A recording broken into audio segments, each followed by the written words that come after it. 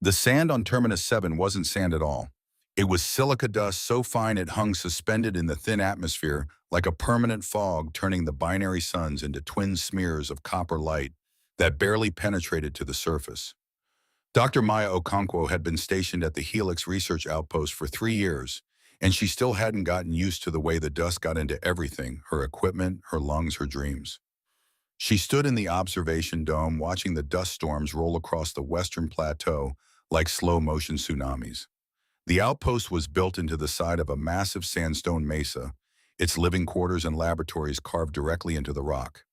It was isolated, uncomfortable, and exactly where Maya wanted to be. Dr. Okonkwo and the station's AI Aria chimed in her neural implant. Seismic sensors are detecting an anomaly 3 kilometers north. Mass readings are inconsistent with geological formations. Recommend investigation. Maya sighed, setting down her analysis tablet. Define inconsistent. The signature suggests crystalline lattice structures, biological rather than mineral, and it's moving. That made Maya straighten. Nothing biological moved on Terminus 7. The planet was technically classified as habitable, but barely thin atmosphere. Extreme temperatures and the constant silica storms made complex life impossible. The only reason the outpost existed was to study the unique mineral formations that had commercial applications for quantum computing. Moving how fast? 0.03 meters per minute. Trajectories suggest deliberate movement toward the outpost perimeter. Maya grabbed her environment suit from its charging station. Alert me if it gets within 1 kilometer. I'm going to prep the medbay just in case.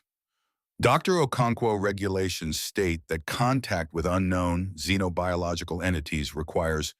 I know what regulations state, Aria, but we're the only research station within 500 kilometers, and the next supply ship isn't due for 6 weeks. If something's out there in a dust storm, it's either already dead or about to be. She'd been through this mental calculus before. 3 years ago, she'd been the lead xenobiologist on the Juno station studying the Koresh, a species of crystalline beings whose bodies were composed of living silicon matrices.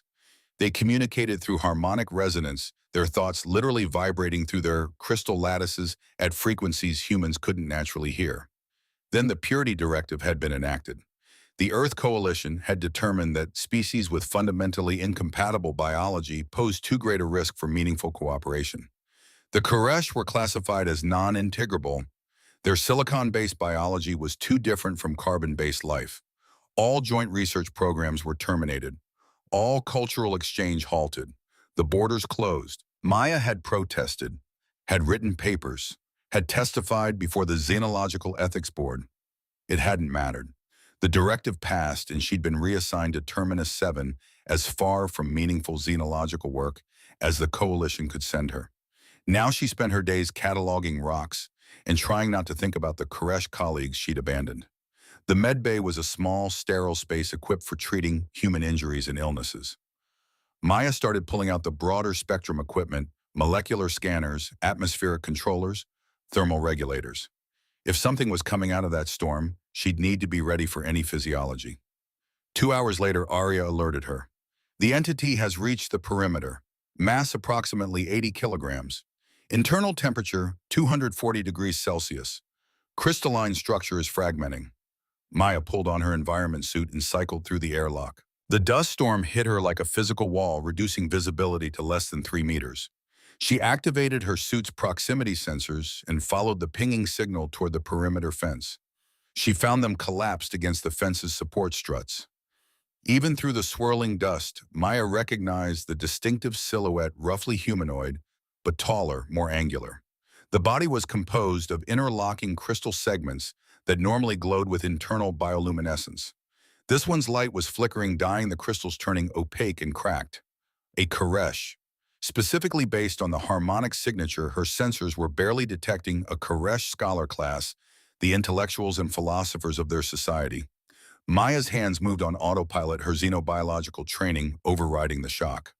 She activated the emergency grav sled from the perimeter station and carefully loaded the Koresh onto it, checking the fragile crystal joints for additional damage. Aria, I need the medbay prepped for high-temperature, low-humidity environment. Clear the atmospheric scrubbers. I don't want any moisture contaminating the space.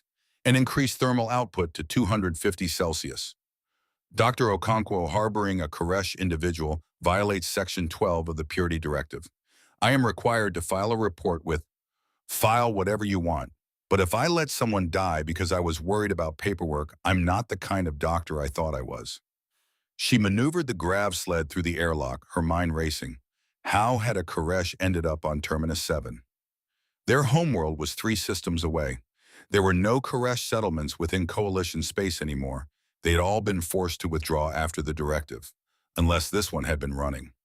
In the med bay, Maya carefully transferred the Koresh to the examination platform, adjusting the thermal controls until the temperature stabilized at their comfortable range. The crystals were in bad shape, multiple fractures, several segments completely shattered the harmonic resonance that served as their life force barely detectable.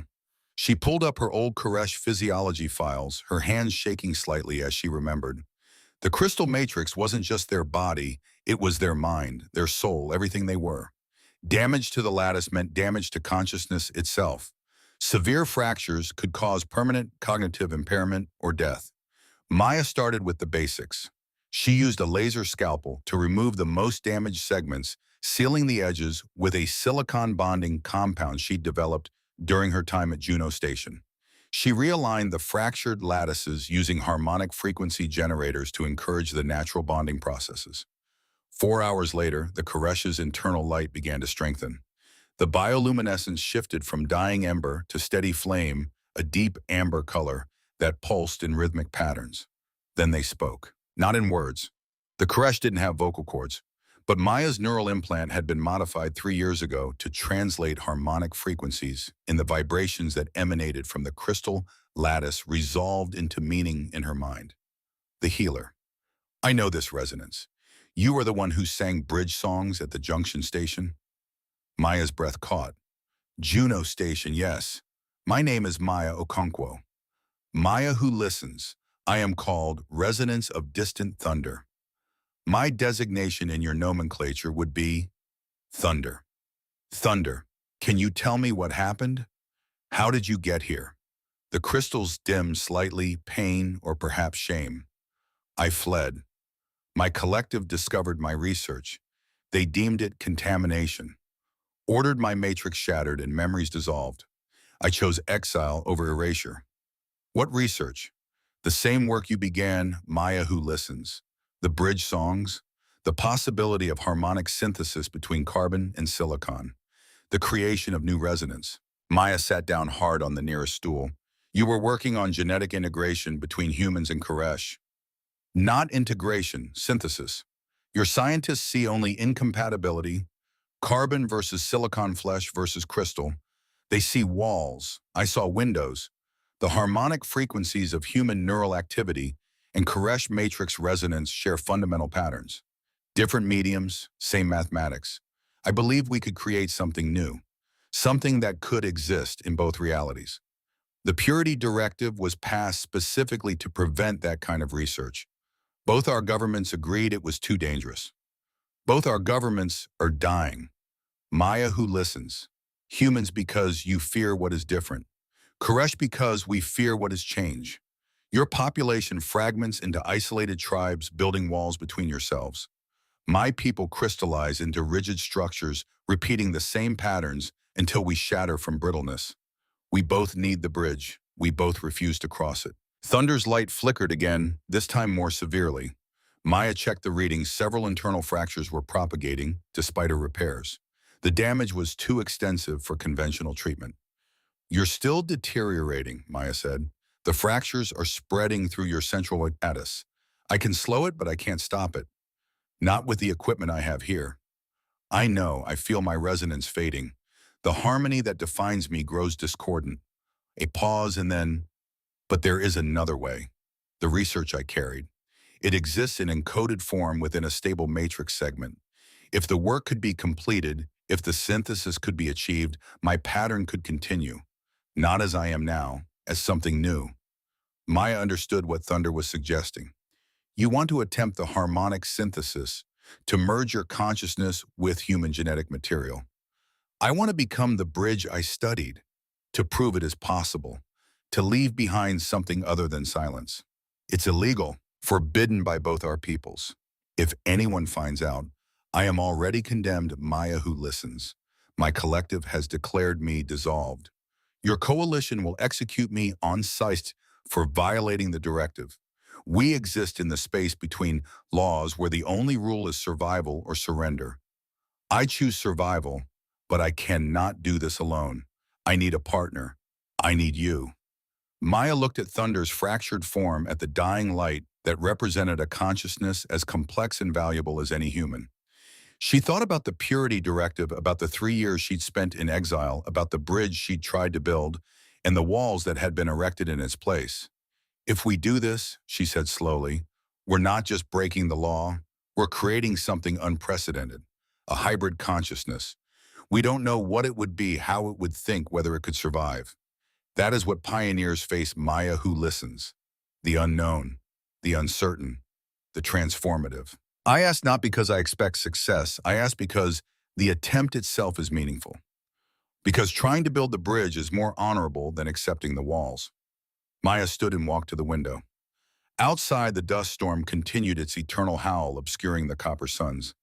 She'd spent 3 years hiding on this dead rock, bitter about the collapse of her work, angry about the missed opportunities for understanding between species. Now that opportunity was standing in her medbay, asking her to risk everything. I need to run simulations, she said. Analyze your matrix structure, map the harmonic frequencies, determine if synthesis is even theoretically possible. If we're going to do this, we do it right. Thunder's light brightened, not quite joy, but something close to hope. Then we begin. Show me your laboratory. Maya who listens. Let us sing the bridge song together. Over the next week, Maya barely slept. She and Thunder worked in constant collaboration. Thunder's consciousness interfacing directly with the lab's quantum computer, while Maya ran genetic analyses and cellular simulations. The more they worked, the more elegant the solution became. Thunder had been right. The fundamental mathematics were compatible. Human neural patterns were based on electrochemical signals propagating through organic matrices. Koresh consciousness was harmonic patterns propagating through crystalline matrices. Different substrates, same underlying principles of wave interference and pattern recognition. The key was finding a medium that could support both. A hybrid matrix that could maintain the harmonic resonance necessary for Koresh thought while supporting the biochemical processes necessary for human neural activity. Look at this, Maya said on the 5th day, pulling up a molecular model. Carbon nanotubes with embedded silicon carbide structures. The carbon provides the organic framework for biochemical reactions. The silicon carbide segments can maintain harmonic resonance. It's a scaffold that speaks both languages. Beautiful Thunder resonated, a lattice that breathes and sings simultaneously. But the synthesis would require a living host. The hybrid matrix must develop within an environment that can support both carbon and silicon processes. A womb, Maya said quietly. You're talking about biological gestation. I am talking about partnership. The creation of new life requires the meeting of two patterns. In my species, we grow new crystals from parent lattices. In yours, you combine genetic material and nurture the result. For this bridge, we would need both. Your genetic template, my harmonic pattern, combined in a space where both can flourish. Maya sat back, the implications hitting her. You're asking me to carry this child, to be the biological mother to a human Koresh hybrid. I am asking if you would choose to be the bridge, not merely build it, to embody the synthesis we have theorized, to demonstrate that different realities can share the same space without destroying each other. The biological challenges alone would be immense. Your matrix requires temperatures that would kill human cells. My biochemistry requires moisture that would fracture your crystals. How could a single organism support both? Through adaptation, through transformation, through the same principle that allowed my people to evolve on a volcanic world and yours to thrive in bacterial soup. Life finds equilibrium, but it requires the courage to step into disequilibrium first. Maya pulled up her own genetic profile, comparing it to the mapped resonance patterns of Thunder's consciousness. The AI started running compatibility projections, calculating the probability of successful synthesis. The numbers were better than she'd expected. Not certain, nowhere close to certain, but possible. The hybrid would require constant temperature regulation, specialized nutrients, protection from environmental extremes. The gestation would be nothing like a normal human pregnancy. It would be terraforming her own body into an ecosystem that could support alien life. Why me? She asked. Why not wait for someone more qualified? Someone with better resources, someone who... Because you already chose Maya who listens. When you brought me into your station, when you repaired my fractures despite the laws, when you looked at my dying light and saw a person worth saving, you chose the bridge over the wall. I am simply asking you to walk further across it. Maya thought about her 3 years of isolation, about the work she'd abandoned, about the Karesh colleagues whose harmonic songs she'd never hear again because humans had decided that different was dangerous. She thought about the child that could be, a consciousness that could understand both worlds, a being that proved synthesis was possible. She thought about the cost, the persecution, the danger, the certainty that both governments would hunt them. If we do this, she said, we'll have to disappear completely. The coalition will classify this as biological terrorism. Your collective will see it as matrix corruption. We'll be fugitives from both our peoples. Yes, we will be pioneers of the uncharted space between. It is a lonely place, but perhaps less lonely together. Maya pulled up the final simulation, watching the projected development of the hybrid matrix. Carbon and silicon, flesh and crystal, two incompatible realities somehow sharing the same elegant structure. We'll need to modify my biology first, she said, her voice steady despite the fear and excitement warring in her chest. Increase my thermal tolerance and introduce silicon processing capabilities at the cellular level. It'll take weeks of careful genetic modification. I can help. My matrix contains libraries of thermal adaptive proteins developed over millennia of evolution. We can synthesize the necessary changes. And this will require fragmenting your consciousness, encoding it into a reproductive matrix. It's like dying and being reborn simultaneously. Are you certain? Thunder's light dimmed and brightened in a pattern Maya had learned to recognize as laughter. I am already dying, Maya who listens. This way at least some resonance of what I am continues. And perhaps that resonance will sing songs neither of our peoples have yet imagined. Maya stood and walked to the Karesh, placing her hand carefully on the crystal surface. She felt the warmth, the subtle vibration of Thunder's consciousness humming through the lattice. Then let's begin, she said. Let's build a bridge that can't be burned. The genetic modifications took 3 weeks. Maya used CRISPR-based editing techniques to introduce thermal-resistant proteins into her cells, modified her blood chemistry to process silicon compounds, and restructured her uterine tissue to support higher temperatures. Each change was carefully monitored, each alteration bringing her biology closer to something that could host the impossible. Thunder guided the process, offering insights from millions of years of Karesh evolution. Together, they created a biological environment unlike anything that had existed before a womb that could cradle both carbon and crystal. On the 22nd day, they were ready. The synthesis chamber was a modified medical pod that could maintain precise temperature gradients and atmospheric conditions. Maya lay inside her modified body, already running 10 degrees hotter than normal human temperature. Thunder had fragmented a portion of their consciousness into a stable matrix structure, essentially creating a crystalline gamete that carried their harmonic pattern. The actual synthesis was almost anticlimactic. A simple injection of Thunder's encoded matrix into Maya's prepared egg, the two structures meeting in the quantum space where carbon met silicon. For a moment, nothing happened. Then Maya felt a resonance that started in her modified cells and rippled outward. Not pain exactly. More like a chord played across her entire being, a harmony she'd never felt before. Her neural implant lit up with harmonic frequencies that had no translation, Thunder's consciousness touching hers in a way that transcended language. Its sings thunder resonated their light, pulsing in rhythms that matched the new frequencies. The bridge sings Maya who listens. We have created resonance. Over the next days, the hybrid began to develop. Maya monitored every stage, watching in amazement as the cellular division followed patterns that were neither purely human nor purely Karesh. The developing entity was building its own unique structure, carbon nanotubes forming skeletal frameworks, while silicon carbide matrices grew within them, creating a hybrid lattice that pulsed with both biochemical activity and harmonic resonance. It was working, but it wasn't easy. Maya's modified body struggled to maintain the delicate balance required. Her temperature spiked unpredictably.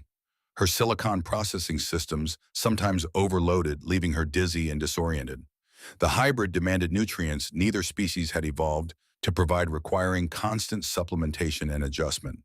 And then on the 30th day, Aria delivered the news Maya had been dreading.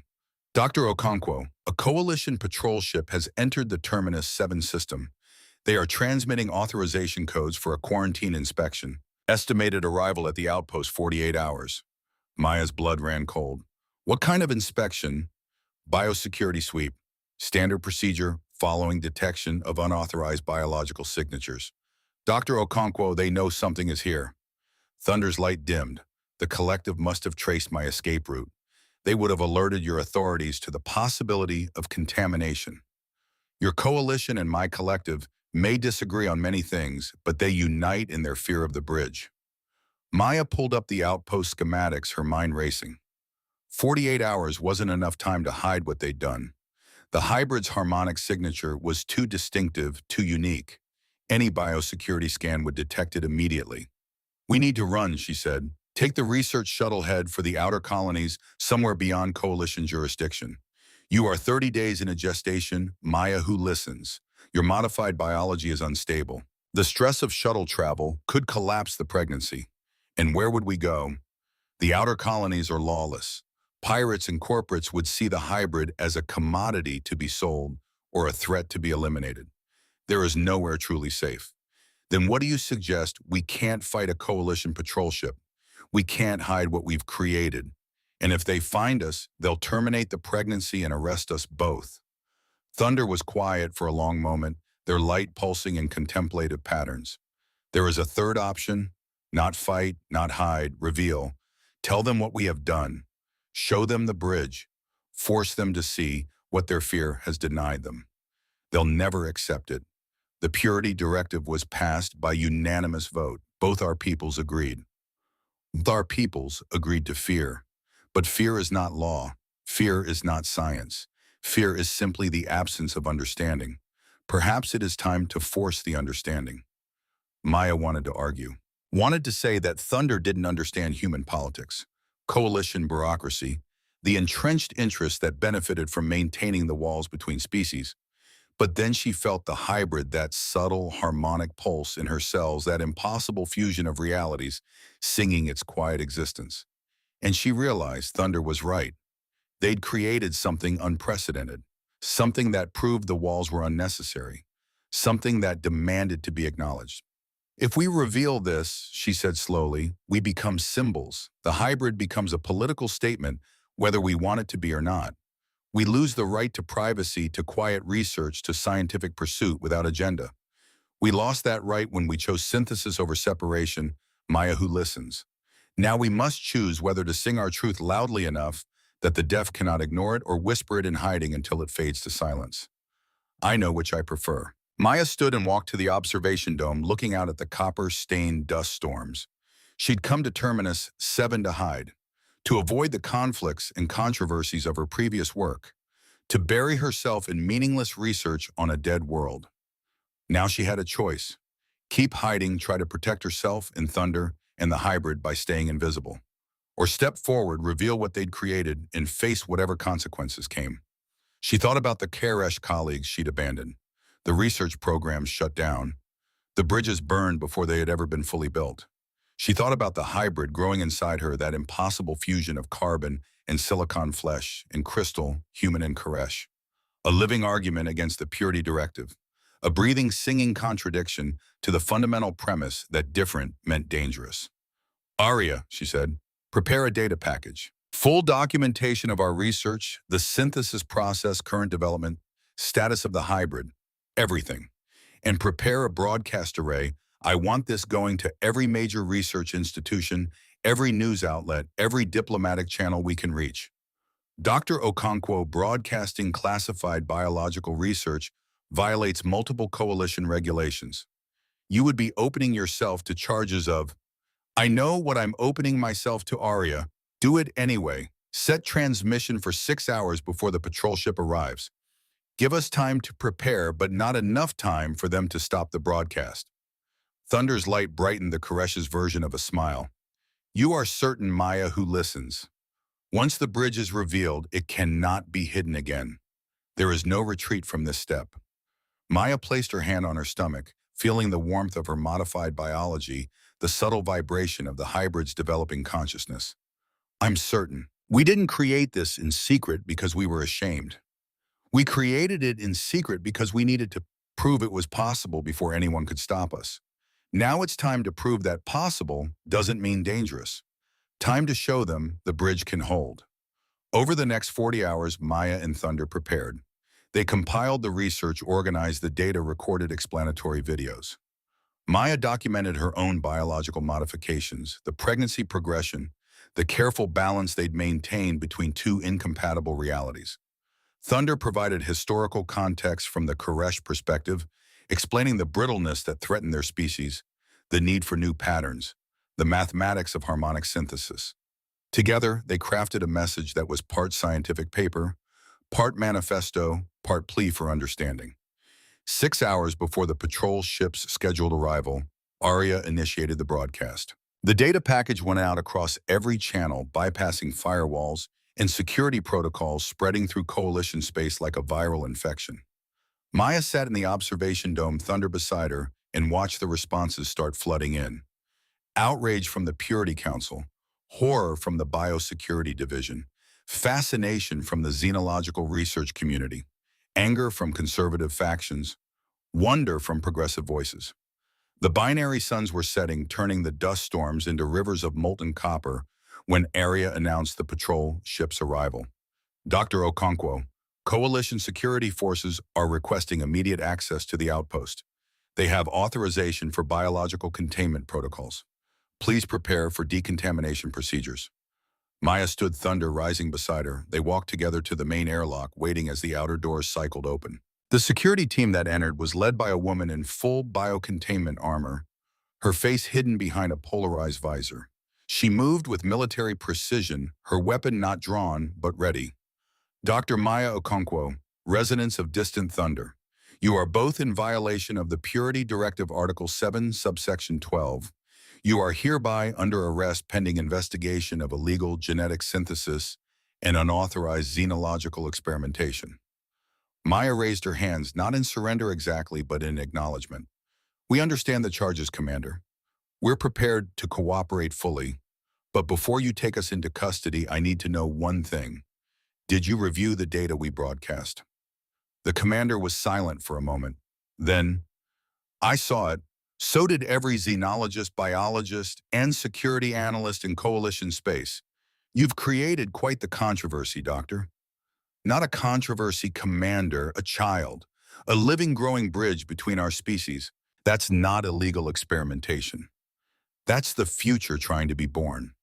That's a matter for the courts to decide. But I'll tell you this, there are people who see that data and call it an abomination. There are others who call it a miracle. And there are a lot of people who haven't decided yet. You've opened a door, Doctor. Now we'll see what walks through it. As the security team moved to restrain them, Maya felt the hybrid's resonance pulse through her cells, that impossible harmony of carbon and silicon. Thunder's light flickered in patterns that communicated not fear but determination. They'd revealed the bridge. Now they had to convince the galaxy to cross it. The Coalition's biosecurity facility on Station Prometheus was exactly what Maya had expected. Clinical white walls, constant surveillance, atmospheric controls that kept the environment determinedly hostile to anything non-human. She and Thunder had been separated immediately upon arrival, each placed in isolation cells designed to prevent any biological contamination. Maya's cell was temperature controlled to normal human ranges, which meant it was dangerously cold for her modified biology. She could feel her cellular processes struggling, the silicon carbide structures in her cells becoming sluggish without the heat they'd been engineered to require. Arya had been confiscated along with her personal equipment, leaving her cut off from the monitoring system she'd used to track the hybrid's development. For 3 days, she saw no one except the automated med units that provided minimal nutrition and ran constant biological scans. Then on the 4th day, the door opened. Director Sarah Chen of the Biosecurity Division entered, flanked by 2 guards. She was a small woman with iron gray hair and the kind of efficient demeanor that suggested she'd spent decades making difficult decisions and sleeping fine afterward. Dr. Okonkwo, I've reviewed your research data, all 37,000 pages of it. Chen sat across from Maya, her expression neutral. It's the most comprehensive work on carbon silicon synthesis I've ever seen. It's also completely illegal. It's illegal, Maya said carefully, because the purity directive made it illegal, not because it's dangerous, not because it's unethical, because it challenges the fundamental premise that different species can't coexist. The directive was passed for good reason, Doctor. The failure to maintain clear biological boundaries led to the contact plague of 2187. 30 million dead because we got too comfortable mixing our biology with species we didn't fully understand. That was contamination, not synthesis. Random mixing of incompatible systems. What Thunder and I have created is the opposite, a deliberately designed bridge that honors the integrity of both species while creating something new. Chen pulled up a holographic display showing scans of Maya's modified biology. Your cellular temperature is currently 15 degrees below the minimum required for the hybrid's survival. The silicon carbide structures in your cells are beginning to crystallize improperly. You're experiencing cascading biological failure because we've placed you in an environment designed for baseline humans. Do you understand what that means? Maya understood perfectly. It means you're killing both me and the hybrid by trying to force us back into the categories you're comfortable with. It means the directive is so rigid that it would rather destroy what doesn't fit than expand its definitions. It means, Chen said, her voice hardening, that you've modified yourself so extensively that you're no longer fully human. You've crossed a line, Doctor, and I don't just mean legally. I crossed a line towards something better, a state of being that can understand multiple realities simultaneously. That's not loss of humanity, that's expansion of it. Chen was quiet for a moment, studying Maya with an intensity that felt like dissection. You really believe that, don't you? That this hybrid represents progress rather than contamination? I know it does. Every scan, every developmental marker, every harmonic resonance pattern we've recorded proves it. The hybrid is developing a consciousness unlike anything that's existed before. Not human, not Koresh, something genuinely new that can bridge the gap between our species. Or something that belongs to neither species, a genetic orphan with no true home in either world. Maya felt anger flare. That's what you said about me, isn't it, when I first started working with the Koresh at Juno Station? That I was becoming too sympathetic, losing my objectivity, forgetting which side I belonged to. You couldn't imagine that someone might not want to choose sides, that they might see value in both perspectives. Your personal history is well documented, Dr. Okonkwo. Raised in the Lagos Collective, educated at New Harvard, assigned to frontier xenological work at age 24. Brilliant researcher, terrible politician. You've never understood that science doesn't happen in a vacuum, that discoveries have consequences beyond the laboratory. I understand consequences perfectly, Director. That's why I did this in secret. That's why I waited until the synthesis was far enough along that termination would be obviously murder rather than just protocol. I understand that you can't argue with theory, you can only argue with reality. And the reality is growing inside me right now, singing frequencies that prove your directive is wrong. Chen stood abruptly. The coalition court will convene in 6 days to determine your legal status in the disposition of the hybrid. I suggest you use that time to prepare a better argument than it's already done so you can't stop it. Because I promise you, Doctor, they absolutely can stop it. The question is whether they'll stop it by termination or by accepting it under strict controls. After Chen left, Maya was alone again with her thoughts and her failing biology. She could feel the hybrid's distress the way its development was slowing without the proper environmental conditions. They'd created something that required specific support to survive, and the coalition was systematically denying that support while deciding whether the creation had a right to exist at all. On the 7th day, everything changed. The guards came for her without warning, escorting her through the sterile corridors to a viewing chamber. Through reinforced glass, she could see Thunder in their own containment cell. The Koresh looked terrible. Their crystal lattices had darkened the bioluminescent glow reduced to barely visible flickers. Several segments showed stress fractures, and the overall harmonic resonance that defined their consciousness was chaotic discordant. "What have you done to them?" Maya demanded, pressing against the glass. Director Chen appeared beside her. "We've done nothing except maintain them in standard quarantine conditions. The problem is that Thunder's consciousness is fragmenting. The portion of their matrix that they encoded into the hybrid that's creating a feedback loop. Their primary consciousness is trying to resonate with the encoded fragment, but the separation is too great. They're literally being pulled apart by their own creation." Maya who listens. Thunder's resonance was weak, barely registering on the translation implant. "I can feel the bridge song fading. The fragment calls to me, but I cannot answer across this distance. Without proximity, without the ability to harmonize, my matrix collapses into silence." "Let me be near them," Maya said urgently. "The hybrid needs to be close to Thunder's primary consciousness. It's not just genetic material, it's a living pattern that requires ongoing resonance to develop properly." "Absolutely not," Chen said. "Mixing the two of you would create exactly the kind of biological contamination the directive was designed to prevent. The contamination already happened when Thunder and I created the hybrid, when I modified my biology to support synthesis, when we chose the bridge over the walls. You're not preventing contamination, you're forcing us to contaminate ourselves by denying the support our creation needs." Chen studied her for a long moment. "You understand this is emotional blackmail, that you're using the hybrid's deterioration to force us into compliance with something we've explicitly forbidden." "I'm using reality to argue with policy. The hybrid is real. Thunder's fragmentation is real. My biological collapse is real. What's not real is this idea that you can separate us back into neat categories and everything will return to normal. We've already crossed the threshold.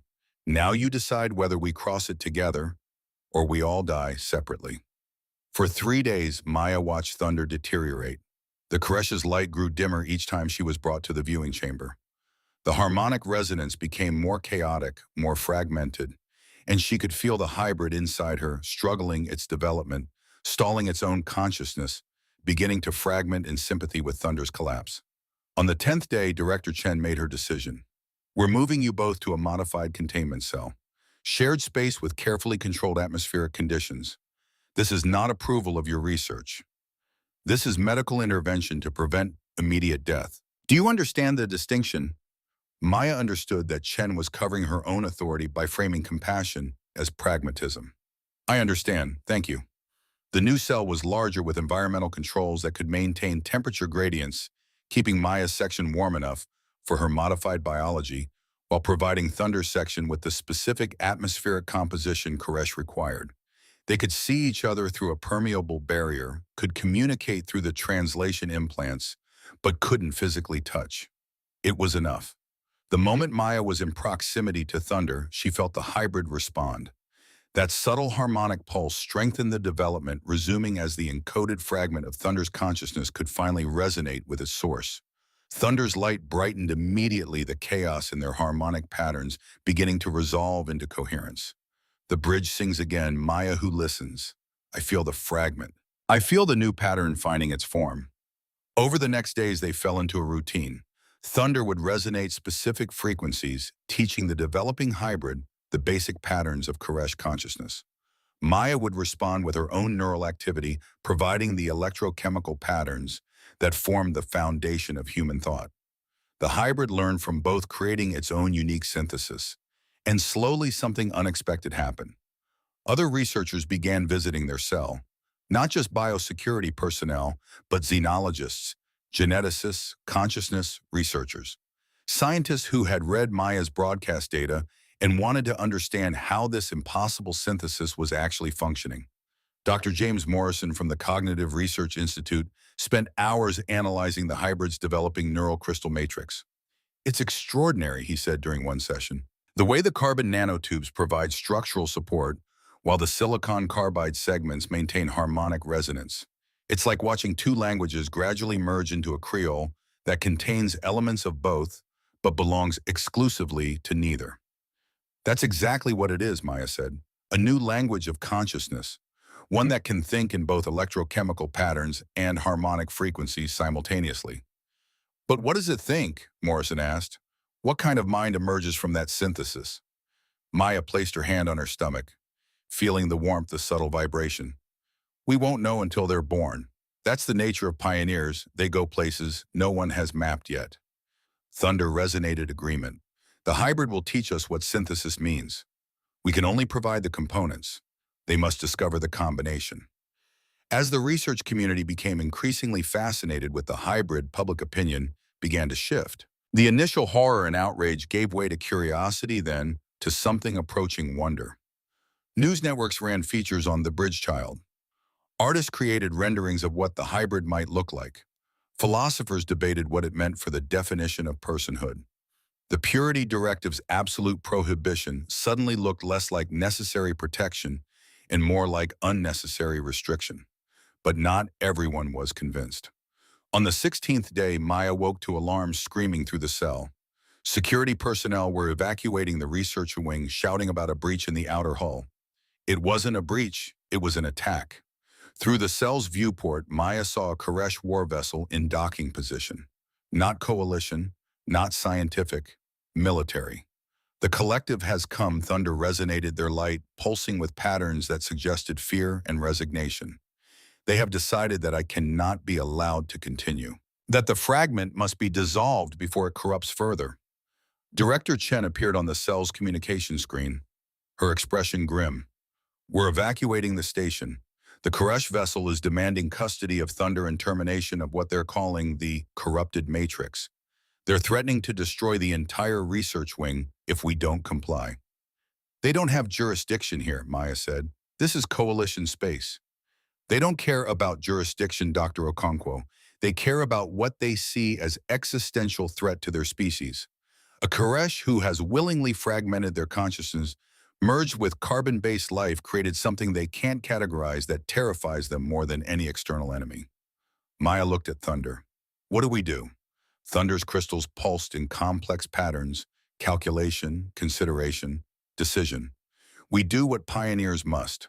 We move forward even when both our peoples would prefer we turn back. We demonstrate that the bridge is stronger than the walls trying to contain it. How dumb? By showing them what the hybrid truly is. Not contamination, not corruption, evolution. The next stage for both our species. But they will not understand words. They must experience the resonance. Thunder moved closer to the permeable barrier, their light intensifying. Maya who listens, I need you to trust me. I am going to attempt something neither of our species has done before. I am going to broadcast the hybrid's harmonic signature. Not just to you, to everyone. Every human, every Koresh within range. I will force them to feel what we have created. That could kill you, the energy required to broadcast at that range. I am already dying separated from my fragment. At least this way my dissolution serves a purpose. The hybrid's pattern will resonate across both our peoples simultaneously. They will feel the synthesis. And perhaps finally they will understand that different does not mean dangerous. Before Maya could protest, Thunder began to resonate.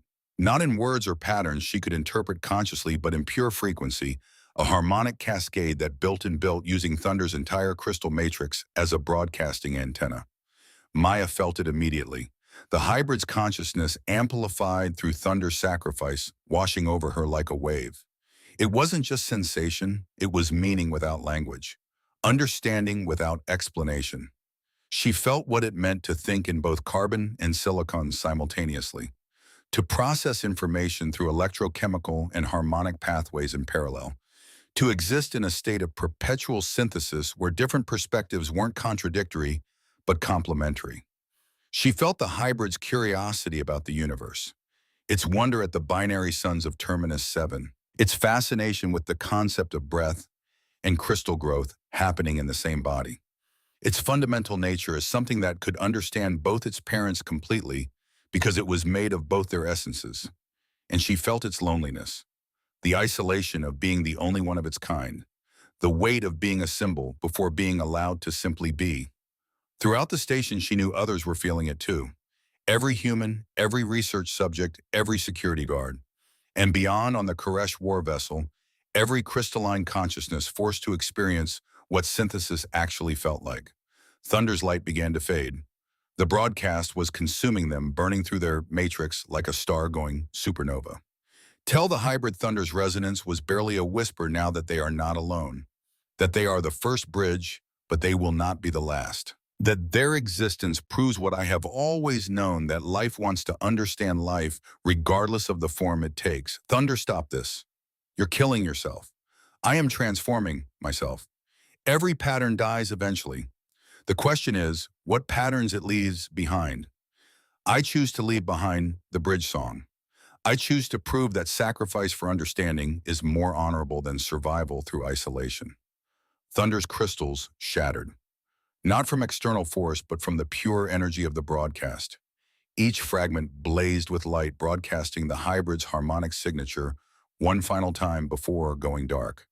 And then Thunder was gone, dissolved into silence. Their consciousness fragmented beyond recovery, their matrix reduced to inert crystal shards. But the broadcast had worked. Through her tears, Maya felt it. The shift in the station's atmosphere.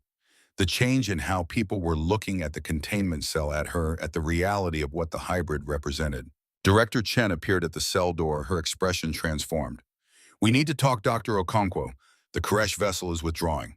They're requesting permission to send a delegation to study the hybrid. They felt the broadcast, and they're calling it the new resonance. They want to understand." Maya could barely process the words through her grief. Thunder had sacrificed everything to prove a point, to force both species to experience what they'd been too afraid to imagine. "What about the coalition?" she managed to ask. "What about the purity directive?" "There's an emergency session of the council convening in 2 hours. I've been asked to testify about what just happened, about what we all felt." Chen paused. "For what it's worth, Dr. Okonkwo, I felt it too. The hybrid's consciousness. It wasn't contamination. It was clarification. Like seeing in a spectrum I didn't know existed." Over the next weeks, everything changed. The purity directive didn't disappear. Legal frameworks were too entrenched for that, but exceptions were carved out. Special provisions for harmonic synthesis research. Protected status for cross-species bridge entities. The hybrid still developing inside Maya became the center of an unprecedented collaboration between human and Koresh researchers. Not to study it as an experiment, but to support it as the first of what both species now hoped would be many. Maya was given full medical support, her modified biology stabilized and maintained. The hybrid's development was monitored not with suspicion, but with wonder. And in the place where Thunder had dissolved, researchers carefully gathered the crystal fragments, preserving them in case some echo of Thunder's consciousness could be recovered. But Maya knew better. Thunder was gone. Their pattern had been transformed into something new, the bridge song that now resonated through both human and Koresh consciousness. The sacrifice that had proven synthesis was possible. 3 months later, as Maya prepared for the hybrid's birth, she stood in the observation dome of the research station, looking out at the stars. Thunder's fragments were mounted in a memorial nearby, each shard preserved in crystal-clear polymer. You did it, she thought, knowing Thunder's consciousness was gone, but somehow still present in the hybrid's developing mind. You forced them to understand. You proved the bridge could hold. The hybrid kicked a sensation that was neither purely human nor purely Koresh, but something wonderfully unique. A combination of muscle contraction and harmonic pulse that only she could feel. "Almost time," she whispered. "Almost time to show them what we built together." The birth chamber was unlike any delivery room in human or Koresh medical history. Half of it was maintained at standard human temperature, with conventional medical equipment, monitors, scanners, emergency intervention tools. The other half glowed with thermal energy temperature, raised to levels that would immediately kill baseline human tissue, but were comfortable for crystalline life. Maya stood at the boundary between the two zones, her modified biology allowing her to exist in both spaces simultaneously. Around her, a team of human and Koresh medical specialists prepared for what would either be a historic moment or a tragic failure. Dr. Morrison was there monitoring the hybrid's neural crystal matrix. Director Chen had insisted on attending, her role transformed from jailer to advocate. And on the Koresh side, a consciousness called clarity and structure resonated through a translator they'd been sent by the collective to witness and document the birth. The hybrid's harmonic signature is strengthening clarity resonated. They are preparing to transition from internal resonance to external expression. This is the moment of emergence for my people. The moment consciousness begins to sing its own song rather than echoing the parent pattern. Contractions are beginning, Morrison said, checking the biological monitors. Maya, your modified uterine tissue is initiating the delivery sequence. Are you ready? Maya wasn't sure anyone could be ready for this, but she nodded anyway, moving to the specialized birthing platform that could support both her carbon-based body and the hybrid's mixed physiology. The delivery took 6 hours. Not because of complications, everything was proceeding exactly as their models had predicted, but because the hybrid's unique biology required a different birthing process. The carbon-based tissues emerged first, the baby's body appearing almost human, except for the subtle crystalline structures visible beneath translucent skin. Then came the silicon carbide lattices, crystal segments that were part of the body rather than separate, integrated into bone and organ tissue in ways that shouldn't have been possible. When the hybrid finally emerged completely, there was a moment of absolute silence. They were small, smaller than a human infant, larger than a newly formed Koresh crystal. Their skin had the translucent quality of both human flesh and crystal structure, light passing through it in complex patterns. Their eyes opened immediately, not the cloudy, unfocused gaze of human newborns, but clear, aware, already processing the world in multiple spectrums simultaneously. And then they sang. Not crying, not the harmonic resonance of adult Koresh. Something entirely new, a sound that was part human infant vocalization, part crystalline frequency, creating harmonics that translated through the air like music and meaning simultaneously. Maya felt the translation in her implant, vast, complex, so much pattern. So, I am here. I am new. I am both and neither and myself. Dr. Morrison was crying. So was Director Chen. Even Clarity's crystal structure pulsed with patterns that suggested overwhelming emotion. They're conscious, Morrison whispered, fully conscious from birth. The hybrid consciousness doesn't need the developmental period humans require. The crystal matrix preserves the encoded patterns while the organic brain develops integration pathways. They're already thinking, already processing, already themselves. Maya finished holding the hybrid carefully. The child she realized she needed to start thinking of them as a person, not an experiment, was warm, where human infants were warm, resonant, where Koresh crystals vibrated, and completely perfectly alive. Designation, Clarity asked. What pattern name will you give the new resonance? Maya looked down at the hybrid, at Thunder's gift, at the bridge made flesh and crystal. She'd thought about this moment for months, ever since she'd first felt the hybrid's consciousness developing inside her. Harmony, she said. Their name is Harmony, because that's what they are, different frequencies finding ways to resonate together. Harmony responded to their name, their hybrid consciousness already understanding language through the translation implants. They reached up with tiny hands, 5 fingers like humans, but with subtle crystal structures beneath the skin that caught and refracted light. Harmony, the child sang, spoke their voice a blend that made the words sound like music. I am Harmony. I am of Maya who listens and Thunder who built bridges. I am the pattern they made together. Over the next weeks, Harmony developed at a pace that astonished even those who'd predicted accelerated growth. Their hybrid consciousness processed information through both neural and crystalline pathways, simultaneously learning at speeds impossible for either parent species. By the second week, they could speak in both human language and harmonic resonance. By the 4th week, they were asking questions about physics, philosophy, and the nature of consciousness itself. Why do humans fear difference? Harmony asked one afternoon, their voice carrying both curiosity and concern.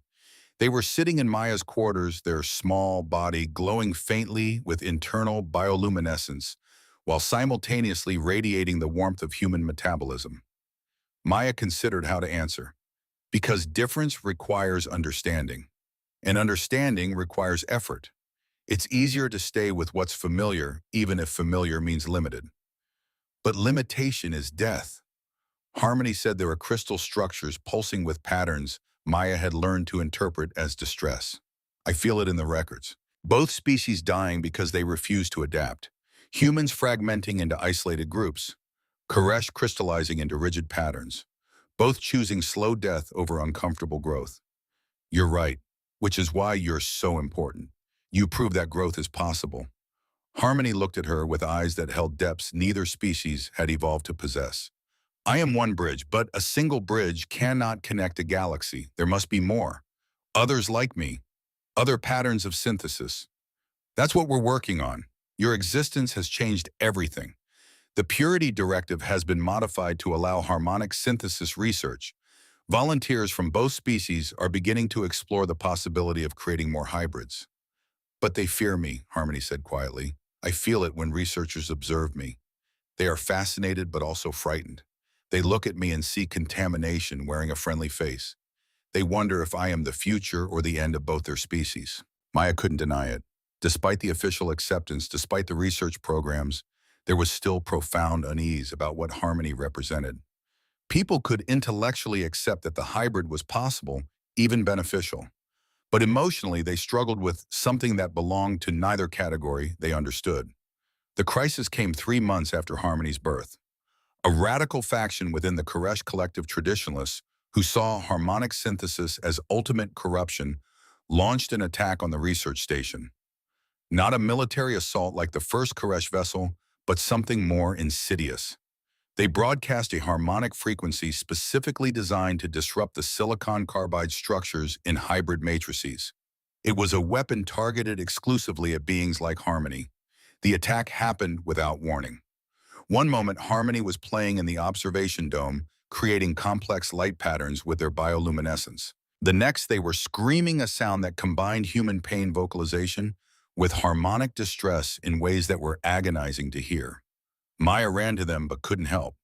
The disruptive frequency was interfering with Harmony's crystal structures, causing microfractures throughout their body. The organic tissues were unaffected, but the silicon carbide lattices that integrated those tissues into a functioning whole were shattering. Arya, locate the source, Maya shouted. We need to block that frequency, or Harmony will fragment completely. The AI's response was immediate. Source identified. Koresh vessel in high orbit, broadcasting on harmonic frequencies 1,247 through 1,389, attempting to establish electromagnetic interference pattern. But the damage was accelerating. Harmony's consciousness was fragmenting, just as Thunder's had the integration between carbon and silicon pathways breaking down. Their eyes lost focus. Their vocalizations became incoherent. Then Clarity and Structure did something unprecedented. The Koresh researcher moved into the disruptive frequencies path, placing their own crystal matrix between the source and Harmony.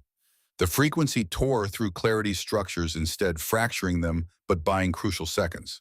All researchers with harmonic capabilities form a barrier. Clarity resonated even as their own consciousness began to fragment. We must shield the new resonance until the frequency can be neutralized. One by one, Koresh scientists positioned themselves to absorb the destructive broadcast.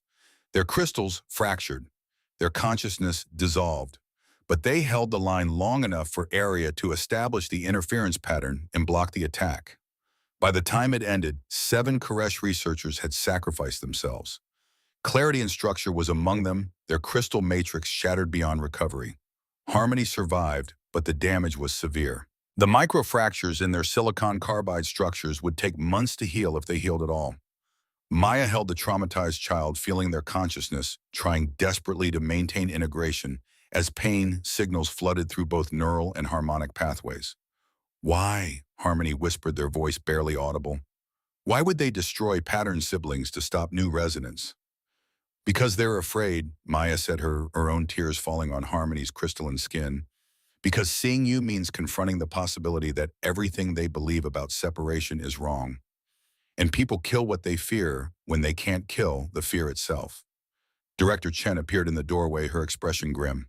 The attacking vessel was destroyed by coalition defense forces. But intelligence indicates it wasn't an isolated faction. There's a growing movement among traditional Koresh who see harmonic synthesis as existential threat. And there are human groups who agree with them. The Unity Front is calling for termination of all synthesis research. They just murdered 7 Koresh researchers to try to kill 1 hybrid child. Maya said, her voice hard. And you're telling me the response is to consider giving them what they want. I'm telling you, the political situation is more complicated than we hoped. Yes, you prove synthesis is possible. Yes, harmony is miraculous. But miracles threaten people who've built their identity on impossibility. We need a solution that addresses the fear, not just the science. Harmony stirred in Maya's arms. I will speak to them. You're 3 months old and recovering from an assassination attempt. You're not speaking to anyone.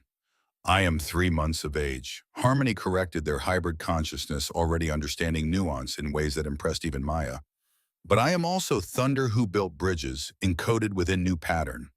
I carry their understanding. And I am the only one who can demonstrate what synthesis truly means. Let me be the bridge I was created to be. Maya wanted to refuse, wanted to protect harmony from the spotlight, the politics, the danger of being a symbol before being allowed to simply be a child. But she looked into Harmony's eyes, those impossible hybrid eyes that saw the world in spectrums neither parent species could fully comprehend, and realized that protection wasn't what Harmony needed. Understanding was. 2 weeks later, Harmony stood before the Coalition Council and the Koresh Collective simultaneously, both governments linked through quantum communication for the first time in decades.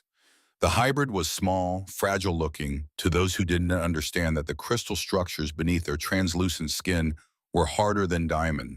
They wore simple clothing that accommodated both organic warmth needs and the light-refracting properties of their crystalline components.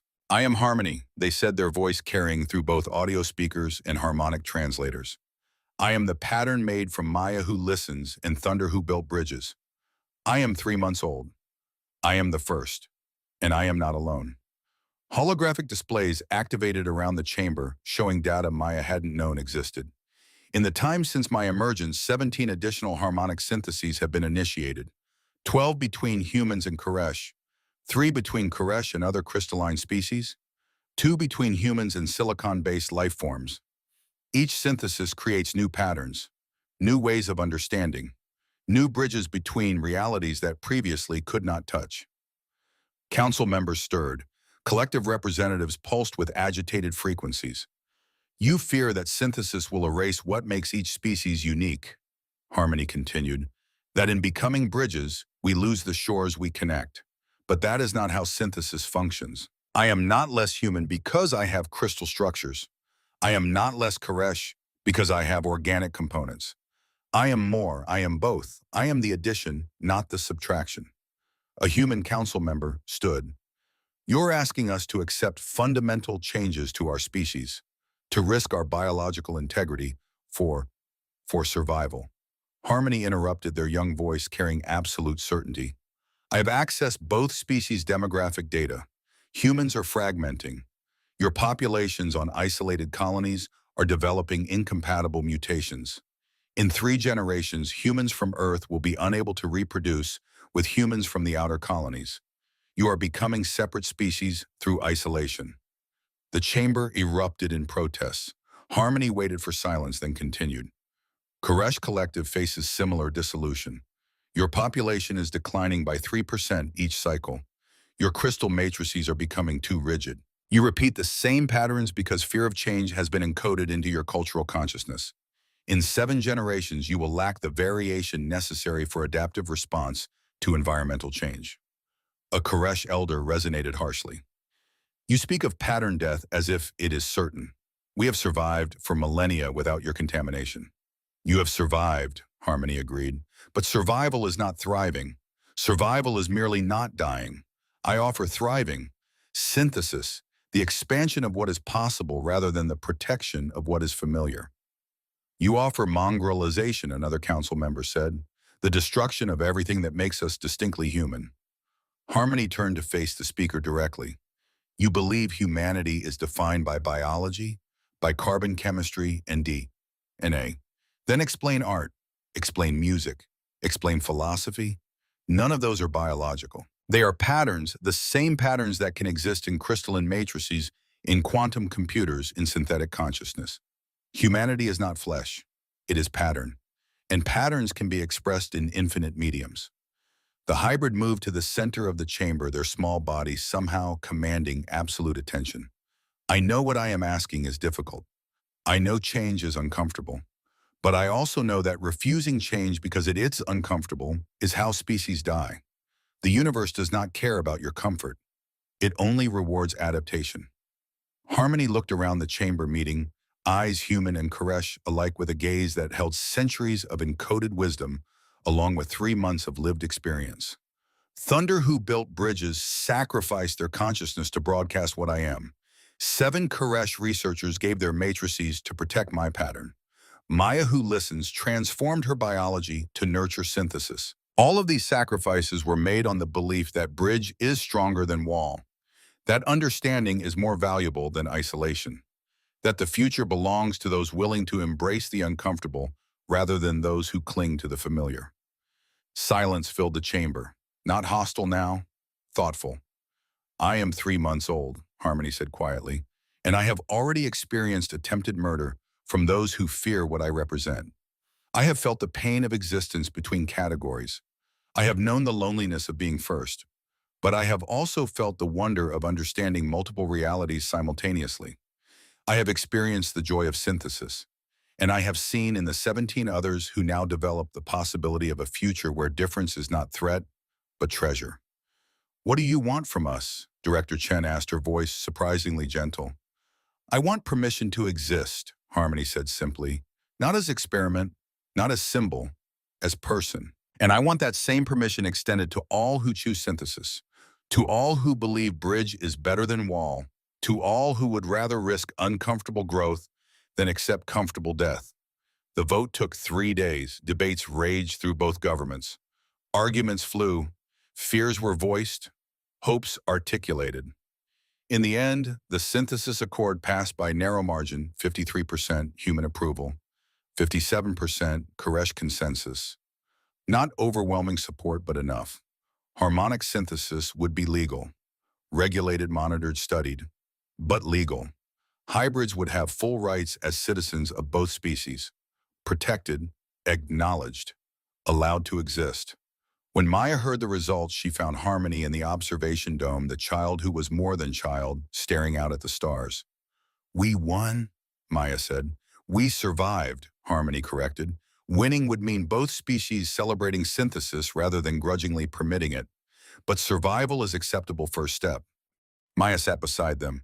Thunder would be proud. Thunder is proud, Harmony said, their hand touching the crystal fragments Maya still carried.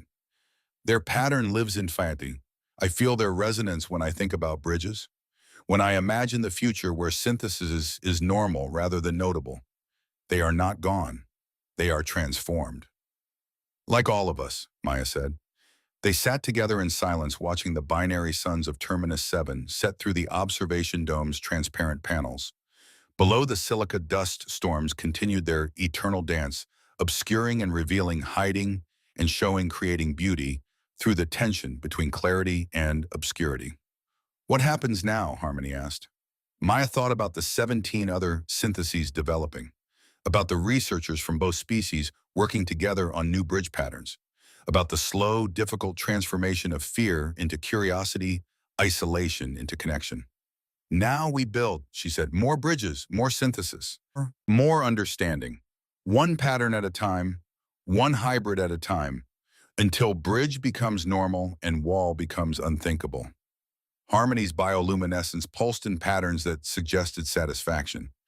That is acceptable future. They sat together, human and hybrid, mother and child pioneer, in continuation, watching the stars emerge from the dust. The bridges were being built, the walls were coming down, and somewhere in the quantum space between carbon and silicon, Thunder's consciousness resonated with approval. The bridge had held. Now they would see who chose to cross it.